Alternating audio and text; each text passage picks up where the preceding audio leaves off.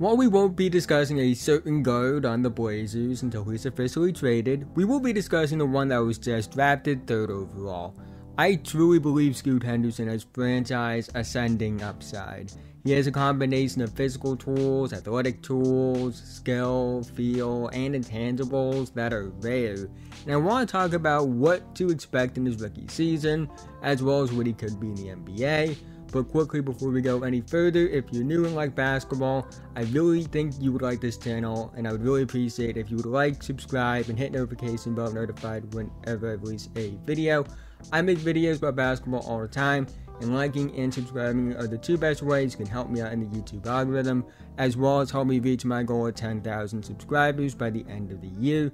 Let's try and get 100 likes on this video so YouTube recommend it to others. Anyways, let's talk about Scoot Henderson.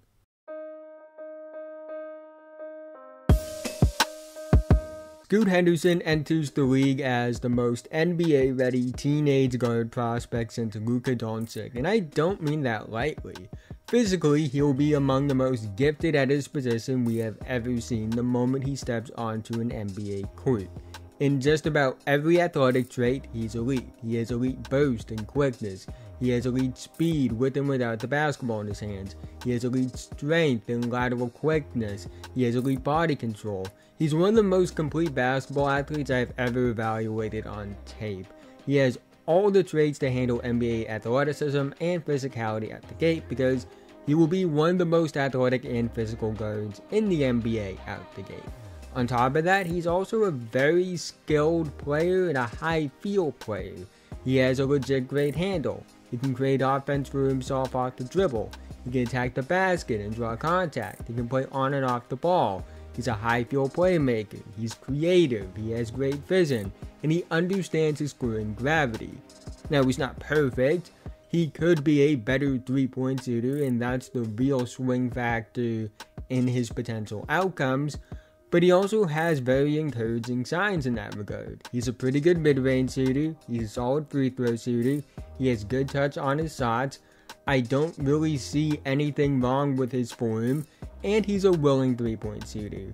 I think with more reps and improving his shot selection, he could get to maybe above league average shooting in the NBA. I don't think he'll ever be an elite shooter in the NBA, but I do see him potentially becoming good enough as a shooter to make him borderline unguardable.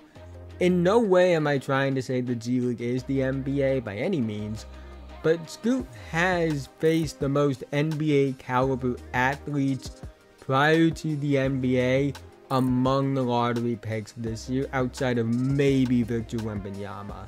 And he has shown he can play at a high level against that level of competition. So when you combine that with his athleticism, skill, and feel for the game, you get a player with a high floor and a super high ceiling. Under the assumption that the Blazers trade a certain guard, I think Scoot will be the focal point of the offense almost immediately because he will be the best playmaker on the team. And he's in a good situation to thrive as a playmaker at the gate. Simons is a top 2 shooter at the 2 guard spot. Sharp is a good shooter at the 3. Jeremy Grant is a good shooter who just came off his best 3-point shooting season and shoots nearly 38% on nearly 5 attempts per game over 5 seasons, where he averages at least 25 minutes per game, and he's at the 4. And all 3 of those guys can be effective cutters and play off the ball, as well as be running threats in transition. I think Scoot will be the primary playmaker, but I don't think he will lead the team in scoring. I think off the bat, Grant and Simons will be ahead of him in that regard, because I think that those 2 are just more proven scorers in the NBA. But I think Scoot's ability to create offense for himself and others will lead to easier looks for those guys as well. My rookie stat projection for Scoot Henderson is 18.2 points per game, 4.7 rebounds per game, 7.3 assists per game on 44.6, 31.5, 78.4 split. I think he enters the NBA as the projected second best rookie in the class, and I wouldn't be shocked if he is the best player on the Blazers as a rookie, which is something I talk about in more detail in a previous video. It's not a guarantee that he does become that as a rookie. Simons is a very good player, even if I have my criticisms of him. Grant is going to get his odds considering they just gave him that pretty big extension. And Sharp also projects to take a leap. But when I look at how NBA ready Scoot is right now, how good of a playmaker he is, and his overall athleticism and skill, I don't think it's out of the cards that he is the player that ends up being the best on the team in year one. The best possible outcome for Scoot Henderson in the NBA to me is an MVP caliber player, one of the 10 to 15 best guys in the league, an elite primary creator, and a guy who can be the main option on a contender.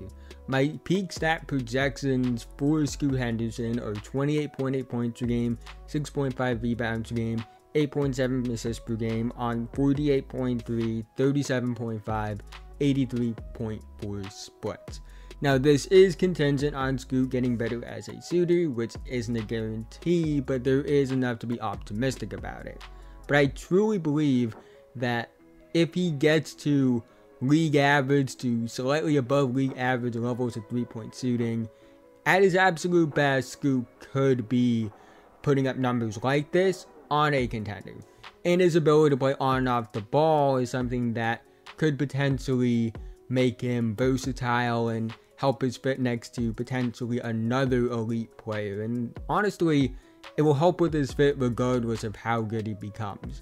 Scoot has a chance to be a superstar in the NBA, and I always say this, I don't throw around the superstar term lightly.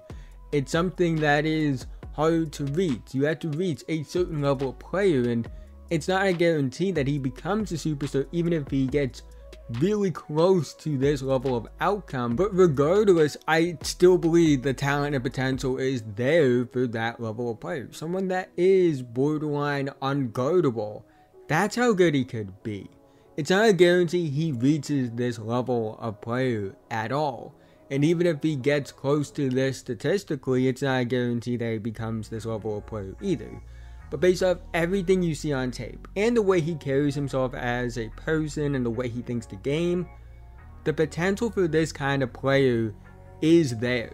Now, we just talked about the best possible outcome for Scoot Henderson as a player potentially. A primary creating superstar. But it's no guarantee that he reaches that outcome, obviously. So what about the other outcomes?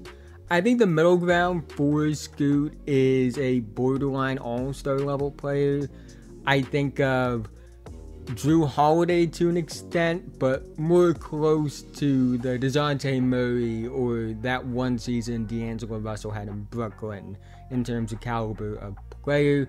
So basically what I'm saying is Drew Holiday is like the high end of that middle outcome, and D'Angelo Russell and DeJounte Murray are closer to that realistic outcome within the outcome.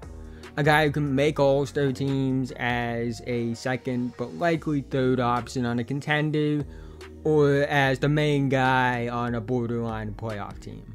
Not comparing him to those players skill set wise, but I see that range of caliber of players.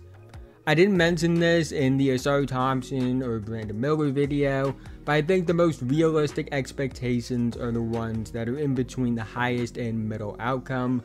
So for Scoot, the realistic expectations should be a legit all-star to all-NBA lead guard, a player that can be the best guy on a really good playoff team, maybe even a contender in the right situation, but is more than likely a second option on a true contender. Think of a Kyrie Irving level player. I think the floor for Scoot Henderson is very high, and that's a trend you noticed probably in the Brandon Miller video, and will notice in the videos I make on the other two top 4 picks. I think that at worst, he's a starting level point guard in the NBA. At worst, he's a Spencer Dinwiddie or Terry Rozier level of player, but he probably would operate in more controlled manners like a Tyus Jones. I think Scoot is too athletic, too skilled, and too smart to be worse than a starting level player in the NBA. And I also think he's too athletic, too skilled, and too smart to not at least consider the idea of him being a legit franchise centerpiece potentially. Scoot Henderson has legit franchise ascending potential. He has a chance to be the centerpiece of a rebuild, the face of your franchise. He has all the tools and gifts to become that player.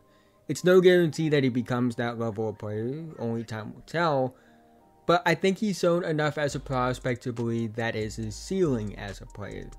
But he also has all the tools in the world that give him a super high floor. I think he will be an effective NBA player regardless of outcome. I just think he's too good to believe he won't have a long NBA career barring injury. This is one of the most exciting players to enter the NBA in recent memory. One that has a chance to give a franchise hope for the future. And he has a core around him that should make Blazers fans excited as they enter a new era. I don't know what Scoot will be in the NBA. Only time will tell, obviously. That's something I always preach. But I'm excited to see what he does become in the NBA, because he has a chance to be an absolute monster in the league. But that's the end of this video. If you made it to this point, thank you so much. Again, haven't already, like, subscribe, hit notification bell, notify whenever I release a video. I make videos about basketball all the time, and liking and subscribing are the two best ways that can help me out in the YouTube algorithm and help me reach my goal of 10,000 subscribers by the end of the year. Let's try and get 100 likes on this video so YouTube will recommend it to others. Let me know what you think about Scoot Henderson and how good he could be in the comment section below. But with that being said, have a nice day, and I'll see you guys in the next one.